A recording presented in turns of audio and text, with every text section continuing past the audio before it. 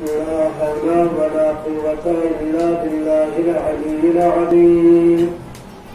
حسبنا الله ونعم الوكيل ونعم المولى ونعم النصير. بسم الله الرحمن الرحيم. الحمد لله رب العالمين والعاقبة للمتقين والجنة للموحدين والمؤمنين والنار للعاصين والكافرين والملحدين. ثم الصلاة والسلام والتحية والإكرام على النبي الأعظم مولانا بالقاسم محمد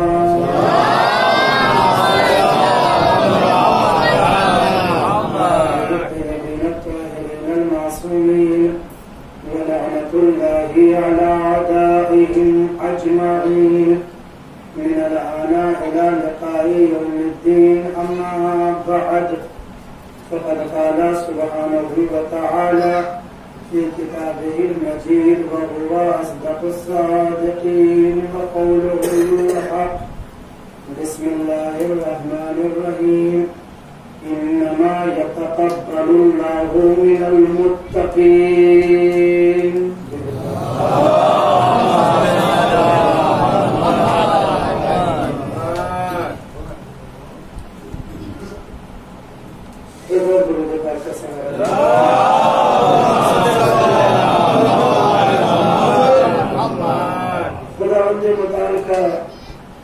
جتنا شکر ادا کیا جائے اس بات کے اوپر کہ اس نے عزاداری جیسی عظیم نعمت سے ہم کو بہرامند کیا.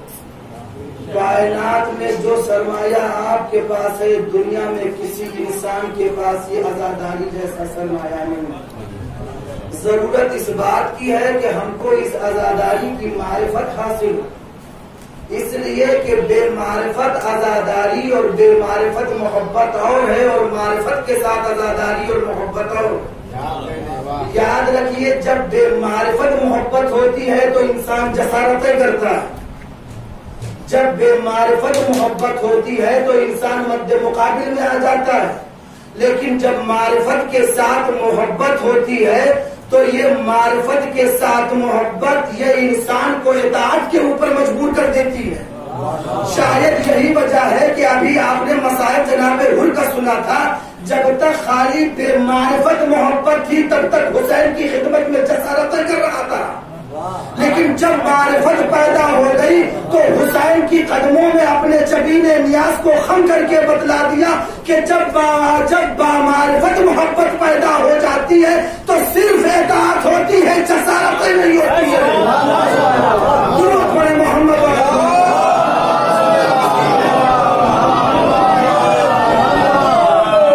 عزاداری کی معرفت کو سمجھیے، عزاداری کی قدر و قیمت کو سمجھیے، عزاداری کا مقام سمجھیے. یاد رکھیے، یہ عزاداری کوئی ہماری بزرگوں کی رائج کردہ رسم کا نام نہیں ہے. ہمارے بزرگوں کی رواج دادا کوئی کسی شے کا نام نہیں ہے کہ جسے ہمارے آباء و اجداد نے قائم کر دیا تھا ہم اس کو نبھا رہے ہیں. نہیں، عزاداری رسم کا نام نہیں ہے بلکہ عزاداری مذہب کا نام ہے. عزاداری کوئی رسم نہیں ہے، عزاداری مذہب ہے، عزاداری شریعت ہے. آپ کہیں گے کہاں سے؟ کہ اس لیے کہ جو رسمیں ہوتی ہیں تو رسمیں بنانے والے رسم کو بناتے ہیں مگر مرور زمان کے ساتھ وہ رسمیں بھی دفن ہو جاتی ہیں، ختم ہو جاتی ہیں. بزرگ ہمارے اس مجلس میں موجود ہیں، وہ اس بات کی گواہی دیں گے کہ نہ جانے کتنی رسمیں ان کے بچپنے میں جوانی میں تھی جو آج رسمیں نہیں ہیں، ختم ہو گئی. کوئی ان رسموں کو پورا کرنے والا نہیں ہے، ان کو اپنانے والا نہیں ہے. کیوں؟ اس لیے کہ رسم قائم کی جا سکتی ہے، کسی شے کو رواج دیا جا سکتا ہے، زیادہ سے زیادہ جب تک انسان زندہ ہے اس کے اوپر خود عمل کر سکتا ہے. عزاداری کا 1400 سال سے سفر طے کر کے اس منزل کے اوپر پہنچنا اس بات کی دلیل ہے کہ یہ عزاداری رسم نہیں ہے بلکہ شریعت ہے.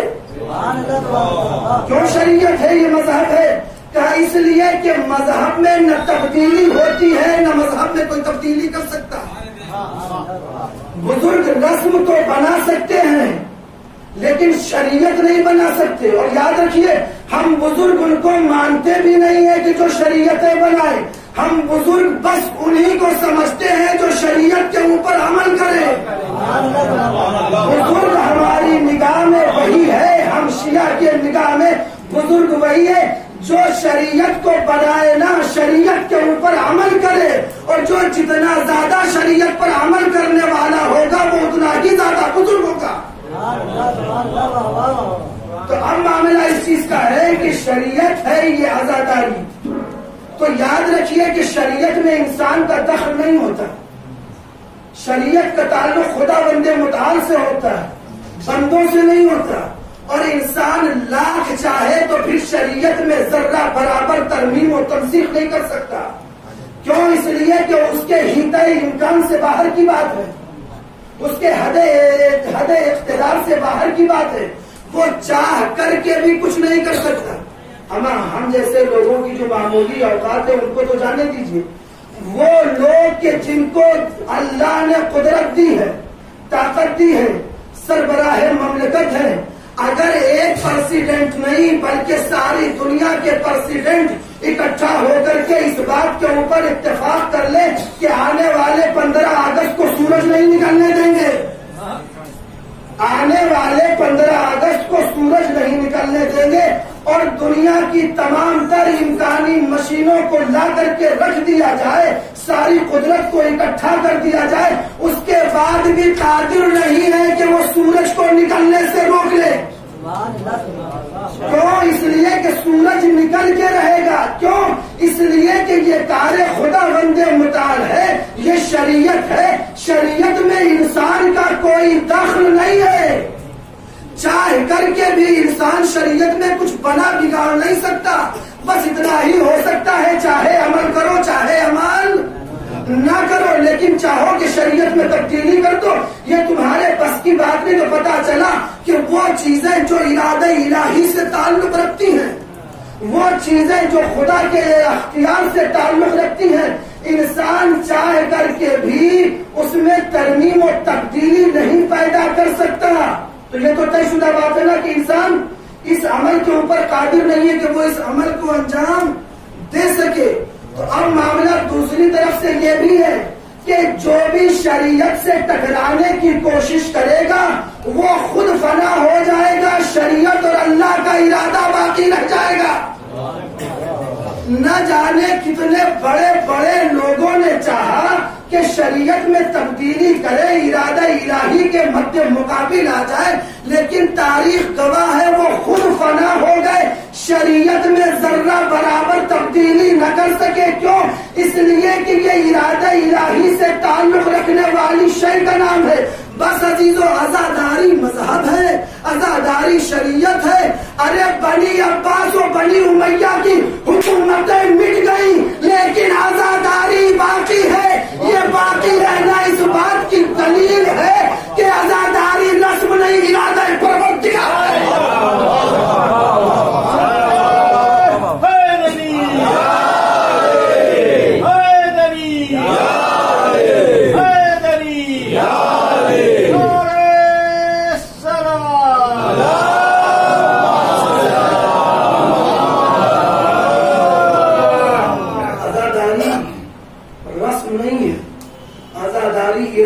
خدا بند متعال ہے, عزاداری مذہب ہے, عزاداری شریعت ہے. ارے عزاداری میں کوئی تبدیلی کیا کرے گا؟ عزاداری کی شکل و صورت تو بدل نہ سکے, عزاداری کو کیا بدلیں گے؟ 1400 سال پہلے بھی لوگ فرش پہ بیٹھ کر کے مجلس سنتے تھے, آج بھی کوئی کتنا بڑا ہو اسی فرش پہ بیٹھ کے مجلس سنتا ہے. ارے عزاداری نہیں بدل سکتی, جو جس کی شکل نہ بدل سکے وہ اس کی حقیقت کیا بدلے گا؟ درود پڑھے محمد والے.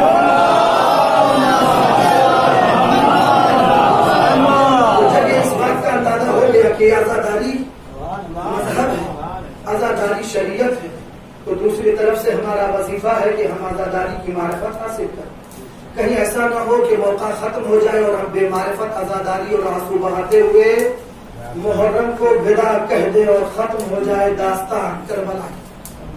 ضرورت اس بات کی ہے کہ ہم سمجھیں کہ اگر اللہ نے اس نعمت سے ہم کو بہرہ مند کیا ہے تو یہ نعمت کتنا عظیم ہے کہ جس کی ہم کو دل و جان سے قدر و قیمت کا جو ہے اندازہ بھی لگانا چاہیے اور اس کا خیال بھی رکھنا چاہیے۔ دیکھیے جس آیت کو پڑھیے وہ تشنا نہ رہ جائے کہ خالی جو ہے وہ پڑھ دیا اور ختم ہو جائے۔ خدا بند متعال کہہ رہا ہے انما یتقبل اللہ من المتقین۔ میرے پاس وقت نہیں کہ میں انما کی وضاحت کر سکوں کہ یہ لفظ انما ہے کیا۔ انما کا ترجمہ زمانے کے اعتبار سے بدلتا رہا، کبھی انما کا ترجمہ بے شک سے ہوا، کبھی انما کا ترجمہ جو ہے وہ فقط سے ہوا، کبھی انما کا ترجمہ جو ہے وہ بس سے ہوا۔ فارسی میں جب ترجمہ کیا گیا تو کہا گیا کہ حاملہ جز عظیم نیست، یعنی یہ انما کا ترجمہ کیا گیا۔ انما کیا ہے؟ کہا کہ انما ایک تالا ہے، جہاں خدا جب لگا دیتا ہے تو تالے کا کام ہے کہ اندر والے باہر نہ نکلنے پائیں، باہر والے اندر جانے نہ پائیں۔ انما ایک تالا ہے اور اللہ یہ تالا جس دروازے کے اوپر لگا دیتا ہے وہاں نہ کوئی اندر والا باہر نکلنے پاتا ہے، بلکہ یوں کہوں کہ کوئی نکالنے والا باہر نکال نہیں پاتا اور نہ کوئی داخل ہونے والا داخل ہو سکتا ہے۔ کیوں؟ اس لیے کہ داخل اسی وقت ہوگا نا کہ جب تالا ٹوٹے گا، داخل اسی وقت ہوگا کہ جب تالا ٹوٹے گا۔ اور اللہ نے یہ انما کا ایسا تالا لگایا ہے کہ جو کبھی ٹوٹ نہیں سکتا، اس لیے کہ اللہ نے اسی جگہ کے اوپر نہیں، جہاں توحید کی بات کی وہاں پہ بھی انما کا تالا لگایا۔ انما الہکم الہ واحد، بس تمہارا خدا اللہ ہے، اس کے علاوہ کوئی نہیں، بس اس کے علاوہ کوئی نہیں۔ تصور مت پیدا کرنا ہے، 2 کا 4 کا 8 کا 10 کا کچھ نہیں، بس اللہ ہے، کوئی نہیں۔ جب نبی کی رسالت کی باری آئی تو اللہ نے پھر تالا یہی لگایا، انما انا نذیر مبین، میرا حبیب صرف جو ہے وہ ڈرانے والا ہے، میرا رسول۔ تو پتا چلا کہ جب قلعہ توحید کے اوپر تالا لگایا تو اللہ نے یہ کہہ کر کے انما الہکم الہ واحد، بس اللہ ایک ہے، اس کے علاوہ کوئی دوسرا نہیں، تالا لگا دیا۔ اب قلعہ توحید کا تالا کوئی توڑ نہیں سکتا۔ جب رسالت کی باری آئی تو وہاں بھی انما کہہ کر کے تالا لگا دیا۔ جب بات برادری کی آئی، جب معاملہ بھائی کا آیا تو وہاں کے اوپر بھی اللہ نے کہا انما المؤمنون اخوہ، ماں باپ سے پیدا ہو جانے کے بنا کے اوپر بھائی مت سمجھو، بس مومن تمہارا بھائی ہے، کوئی تمہارا بھائی نہیں، صرف مومن بھائی ہے، مومن کے علاوہ کوئی جو ہے تمہارا بھائی نہیں۔ ہوا کرے ایک باپ سے ایک ماں سے، لیکن اگر کافر ہے تو تمہارا بھائی نہیں ہے، صرف مومن ہے۔ تو پتا چلا وہاں بھی تالا توحید کے اوپر بھی، قلعہ رسالت کے اوپر بھی۔ جب برادری کی باری آئی تو یہاں کے اوپر بھی جو ہے وہ تالا لگایا، اور جب یہاں اعمال کے قبولیت کا مرحلہ آیا تو اللہ نے یہاں بھی یہ تالا لگایا، انما یتقبل اللہ من المتقین، اللہ بس صاحبان تقوی کے ایمان کو قبول کرتا ہے۔ یہاں بھی جو ہے قبولیت کے اعمال کے قلعے پہ جو تالا لگایا ہے وہ اللہ نے یہ کہہ کر کے لگا دیا کہ بس صاحبان تقوی ہی کا اعمال قبول ہوگا، اس کے علاوہ کسی کا اعمال قبول نہیں ہوگا۔ جب قلعہ طہارت کی باری آئی، عصمت و طہارت کی، تو وہاں بھی اللہ نے یہی کہہ کر کے تالا لگا دیا انما یرید اللہ لیذھب عنکم الرجس، اب نہ اہل بیت ان کے علاوہ کوئی ہو سکتے ہیں، نہ طہارت کے مستحق ہو سکتے ہیں۔ درود پڑھے محمد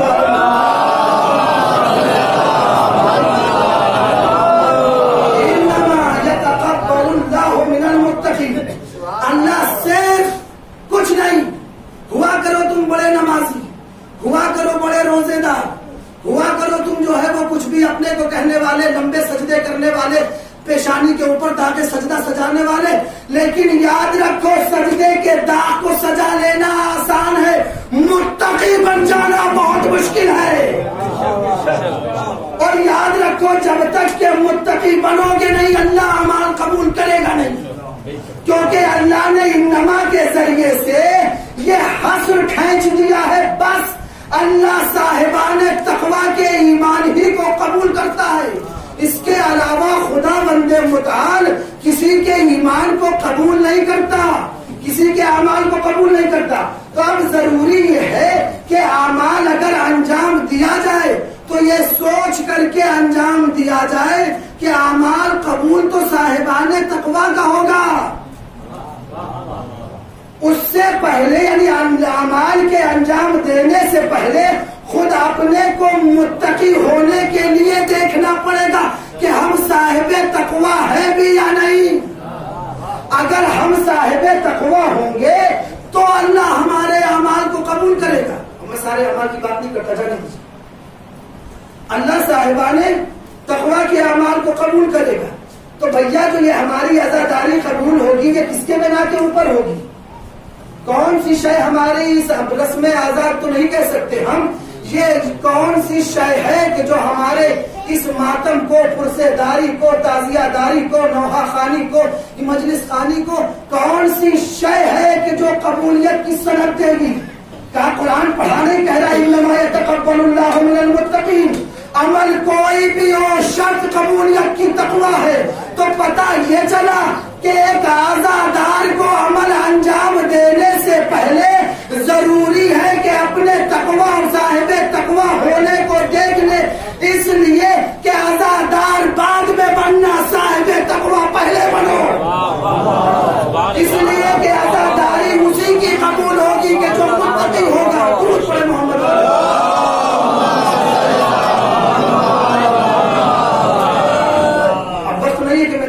اس کی جو ہے وہ بیان کر سکوں۔ آئیے ایک چیز دیکھیے، تقویٰ کرتا کیا ہے؟ تقویٰ ذہن انسانی میں انقلاب برپا کر دیتا ہے، وجود انسانی کو دگرگون کر کے رکھ دیتا ہے، انسان کو اتنا بدن دیتا ہے تقویٰ کہ پھر انسان چاہ کر کے بھی گناہوں سے ہمراہی کا کوئی سوال پیدا نہیں ہوتا اور گناہوں کی مصاحبت انسان نہیں کر سکتا۔ تقوی کا سب سے بڑا کام یہ ہے کہ جب تقوی آ جاتا ہے تو گناہوں کا خاتمہ کرنے لگتا ہے، اور جیسے جیسے تقوی شدید تر ہوتا جاتا ہے گناہ وجود انسانی سے مٹتا چلا جاتا ہے۔ تو تقوی کا کام ہے گناہوں کا قلاقمہ کر دینا۔ اب معاملہ اس چیز کا ہے، عزاداری آپ کرتے ہیں، ہم بھی کرتے ہیں، اللہ ہم سب کی عزاداری کو شرف قبولیت عنایت فرمائے۔ درود پڑھیں محمد علیہ۔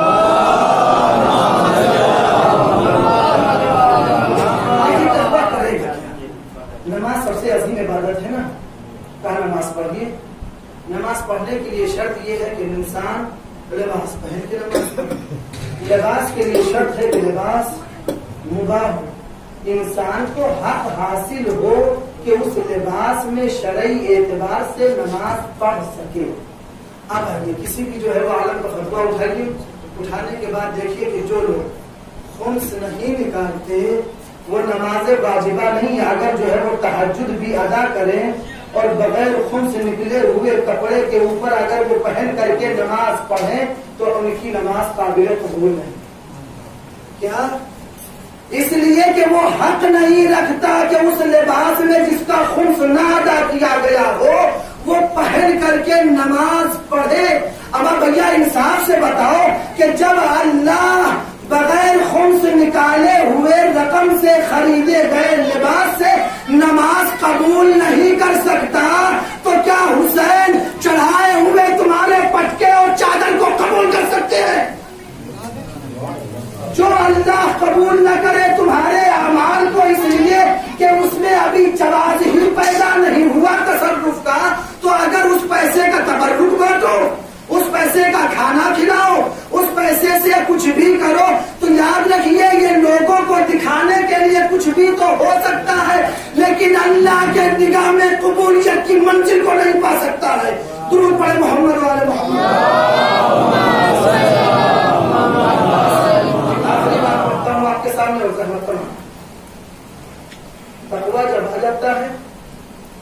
تو تقویٰ انسان کو گناہوں سے بیمہ کرتا ہے.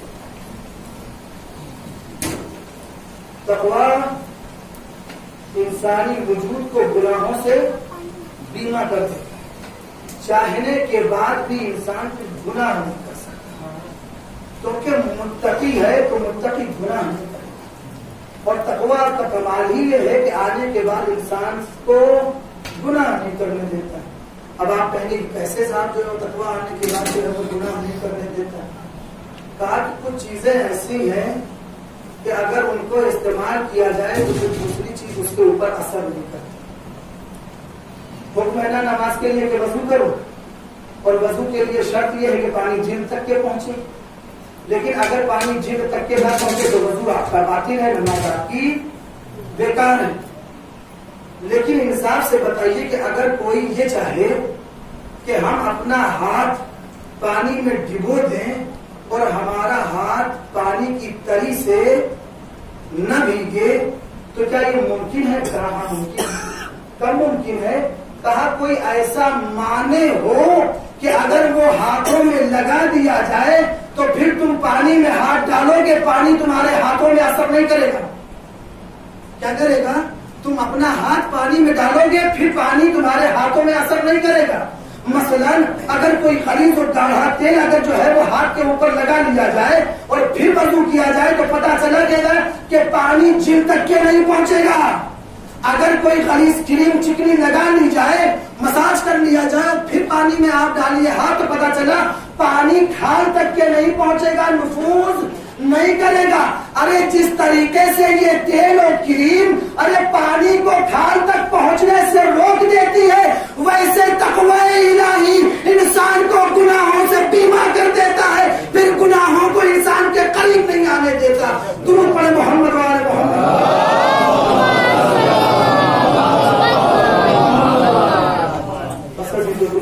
تمام کر رہا ہے تقویٰ اگر نہیں تو کچھ بھی نہیں. لہذا کوشش یہ ہو کہ ہماری عزاداری زیر سایہ تقوی الہی برپا، ہماری عزاداری تقوی کے زیر سایہ ہو، تاکہ نام و نمود و عزت و شہرت کہیں سے جو ہے وہ ہمارے عزاداری میں نہ آئے. اگر نام کے لیے، نمود کے لیے، دکھانے کے لیے، سنانے کے لیے، بابا اور چاچا اور بابا کے لیے کچھ نہیں، صرف دنیا میں رکھا رہ جائے گا. اللہ قبول کرنے والا نہیں ہے، اس لیے کہ تقوی کے بغیر اعمال قبول نہیں، اور تقوی کی اساسی شرط اخلاص. لہذا صرف اور صرف ہمارا عمل جو ہو وہ تقوی کے زیر سایہ، تاکہ خدا مند تعالی والے عمل میں قبول ہو. بس اس سے زیادہ وقت نہیں ہے اور نہ میرے اندر ہمت ہے کہ میں بیان کر سکوں. آج 5 محرم ہے، غریب زہرا صرف کچھ دنوں کا ہمارے یہاں مہمان ہے. آدھا وقت تقریباً تمام ہو چکا ہے، آدھا وقت بچا ہے. سیدہ کو جتنا ہو سکے پرسا دے لیجیے، جتنا ہو سکے زینب کو پرسا دے لیجیے. جیسے جیسے دن بڑھتے جا رہے ہیں حسین نربہ یادہ میں کھیلتے جا رہے ہیں. جیسے جیسے دن بڑھتے جا رہے ہیں حسین کی مصیبتوں میں اضافہ ہوتا جا رہا ہے. جیسے جیسے دن بڑھتے جا رہے ہیں بیویاں یہ اہل حرام مستر و پریشان ہوتے جا رہے ہیں. آج 5 محرم حسین کے ایک صحابی کا ذکر کرتا ہے، اور حسین کا یہ صحابی شیعہ نہیں تھا، سنی تھا. کیا شیعہ نہیں تھا، سنی تھا، بلکہ یہ شیعہ عثمان میں ان کا جو ہے وہ نام آتا تھا، اور یہ عقیدے کے اعتبار سے جو ہے وہ عثمانی شیعہ، مولا علی کے بلا فاصل ماننے والے نہیں تھے، کہ جن کا نام تاریخ نے زہیر بن قین لکھا ہے. کربلا کے میدان میں صرف شیعہ ہی شہید نہیں ہوئے، سنی بھی شہید. لیکن حسین کے ملنے سے پہلے تو وہ کچھ بھی رہے ہوں گے، لیکن حسین کی ملاقات کے بعد بس کچھ اور نہیں، صرف ایک مقصد تھا کہ حسین کہتے ہیں کہ جب امام حسین نے مکے کو چھوڑا، حج کو عمرے سے تبدیل کر کے نکلے ہیں، مدینے کی راہ لی تو حج کر کے زہیر بالقین بھی پہنچ رہے ہیں۔ جان گئے کہ نواسے رسول ہیں، چونکہ دل میں ارادت تھی، محبت تھی، لہذا سامنا نہیں کرنا چاہ رہے تھے، کچھ فاصلہ بنا کر کے زہیر ہیں کہ قافلہ بصری سے چل رہے، یا 2 منزل آگے ٹھہرتے تھے یا 2 منزل پیچھے ٹھہرتے تھے۔ تاریخ کا ایک وقت ایسا آیا کہ زہیر کو مجبوراً حسین کے ساتھ رکنا پڑا، اور حسین کو اسی موقع کی تلاش میں تھے کہ زہیر آئے، تو حسین کو اطلاع ملی کہ زہیر نے بھی ہمارے ساتھ خیر مہینہ لگا۔ ایک مرتبہ حسین نے پیغام بھیجا کہ زہیر آ کر کے ہمارے قافلے سے ملحق ہو جائے۔ جب امام حسین کا پیغام پہنچا تو ایک مرتبہ بی بی نے پوچھا کہ کون؟ تو ایک مرتبہ زہیر کہتے جس کا ڈر تھا وہی تو ہو گئے، چاہتا تھا نا کہ حسین سے سامنا نہ کرنا پڑے، ارے اگر کہیں حسین بلا لے تو میں جواب کیا دوں گی، میں جواب کیا دوں گا۔ ایک مرتبہ وہ بی بی کہتی ہے ارے زہیر، ارے یہ کیسے ممکن ہو کہ فاطمہ کا لال بلائے اور تم نہ جاؤ؟ زہیر جاؤ، زہیر جاؤ، دیکھو تو فرزند فاطمہ کہیں کیا رہے۔ ایک مرتبہ ابھی تردد کا شکار تھے زہیر کہ امام نے جناب عباس سے کہا بھیا عباس چلو زہیر سے ملنے ہم پہنچے ہیں زہیر کے خیمے پر۔ ایک مرتبہ جو ہے وہ آواز، زہیر باہر نکلے، دعا و سلام ہوا۔ ایک مرتبہ حسین نے زہیر کا ہاتھ پکڑا، کچھ دور کربلا کے میدان میں لے کر کے گئے، اور اب اس کے بعد جب پلٹ کر کے آئے ہیں خیمے میں پہنچے تو کہتے ہیں میری مومنہ بیوی میں تجھے طلاق دے رہا ہوں۔ ارے ہو کیا گیا اتنی دیر میں؟ ارے کہتے ہیں کہ جب پہنچے کربلا کے میدان میں حسین کے ساتھ تو ایک مرتبہ حسین نے کہا ارے جتنا دل چاہے زہیر تم ادھر ادھر چلے جاؤ، مگر محضر شہادت میں تمہارا بھی نام ہے، زہیر ہمارے ساتھ تم کو بھی شہید ہونا ہے۔ بس یہ سننا تھا کہ فتویٰ کا مولا غلام آپ کی خدمت میں ہے۔ حسین نے جنت میں مقام زہیر کا دکھایا، گھر میں آئے بیوی سے کہتے ہیں جا میں نے تجھے طلاق دیا اس لیے کہ میں مر جاؤں گا تو عدہ وفات 4 مہینہ 10 دن ہے، طلاق دے دوں گا تو 3 مہینے کی عدت ہے، 1 مہینہ 10 دن تجھے زیادہ صبر کرنا پڑے گا، میں نہیں چاہتا کہ تیری آزادی میں 1 مہینہ 10 دن اور لگے، میں تجھے طلاق دیتا ہوں تو 3 مہینے کے بعد آزاد ہو جائے گی۔ ایک مرتبہ مومنہ بیوی نے دستے ادب جوڑ دیا، میرے سید و سردار ہماری زندگی اچھی تو چل رہی ہے، ہم کبھی ایک دوسرے سے لڑتے نہیں، ایک دوسرے کی توہین کرتے نہیں، کبھی ہم میں نا اتفاقی ہوئی نہیں، اس لیے کہ جو زیادہ تر طلاق واقع ہوتے ہیں وہ نا اتفاقیوں کی بنا کے اوپر طلاق رونما ہوتے، محبت کے بنا کے اوپر طلاق نہیں ہوتا، لیکن زہیر یہاں بیوی کو محبت کی بنا پہ طلاق دے رہے ہیں۔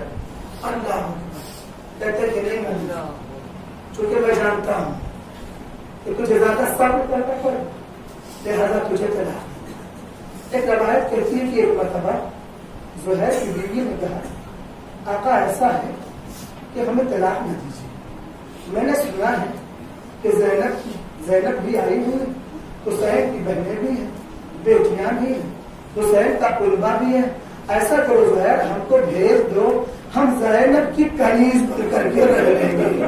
بس ایک مرتبہ زہیر نے کہا ارے جو میں جانتا ہوں وہ تم نہیں جانتی، اس لیے کہ یہ تو یقینی ہے کہ عصر عاشور زہیر شہادت پر کھڑے ہو جائیں گے، اور یاد رکھو کہ عرب جب مرد کو مار دیتا ہے تو عورتوں کو چھوڑتا نہیں، اسیر بنا لیتا۔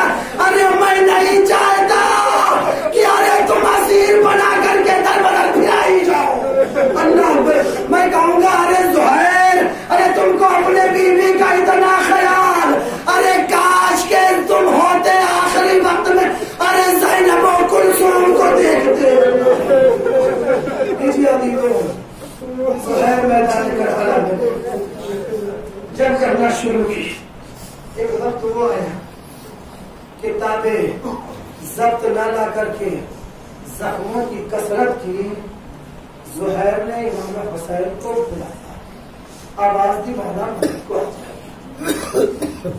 گفتگو تمام آخری آواز ہے، کہتے کہ یہ تو جو ہے وہ زہیر کی بیوی کو بھی معلوم تھا کہ عاشور کے دن زہیر شہید کر دیے گئے، کہتے ہیں کہ اس کا نام زہیر کی بیوی کا نام دلہا تھا، یہ جو ہے وہ وہاں سے نکلی اور کہتے ہیں کہ کوفے کے قریب میں اس نے جو ہے وہ خیمہ لگایا اپنے غلام کے ساتھ۔ 11 محرم کو جب اسے معلوم ہوا کہ زہیر مار دیے گئے ہیں، قافلہ والد کوفہ ہونے والا ہے، اس نے اپنے غلام کو بلایا، کہا ایسا ہے، وہ صندوق لے کر کے صندوق کو لایا، بیوی نے کھولا، ایک کفن نکال کر کے غلام کے ہاتھ میں دیا، کہا دیکھ تجھ سے بس اتنی التجا ہے کہ تو گنج شہیدہ میں جانا، کربلا کے میدان میں جانے کے بعد اپنے آقا کو پہچاننا، پہچاننے کے بعد اسے کفن دینا، اور کفن دینے کے بعد اسے دفن کر دینا۔ اگر تو یہ اتنا کام کر کے چلا آئے گا تو میں تجھے آزاد کر دوں گی، لیجیے آدھی دو۔ مومنہ تھی نا، کفن دیا غلام کے ہاتھوں میں، اور اس کے بعد اب انتظار میں ہے کہ اطلاع ملے۔ کہتے ہیں کہ کافی دیر کے بعد غلام آیا، لیکن انداز جدا ہے، سر جھکائے ہوئے، آنکھوں سے اشک جاری ہے، آ کر کے اپنے ملکہ کے سامنے کھڑا ہو گیا، ہاتھوں میں کفن موجود ہے۔ ایک مرتبہ جیسے اس منظر کو زہیر کی بیوی نے دیکھا، ایک مرتبہ وہ غصے سے، ارے وہ غصے میں آ کر کے کہتی کیا ہے، ارے بے حیا تجھے شرم نہ آئی، ارے میں نے بھیجا تھا کہ اپنے آقا کو کفن دے دینا، اور میں حرام مجھ سے اتنا نہ ہو سکا، ساری زندگی تیرے آقا نے تیرے اوپر احسان کیا، تو احسان کا اتنا بدلہ نہیں دے سکتا تھا کہ انہیں کفن پہنا کر کے دفن کر دیتا؟ بس ایک مرتبہ غلام نے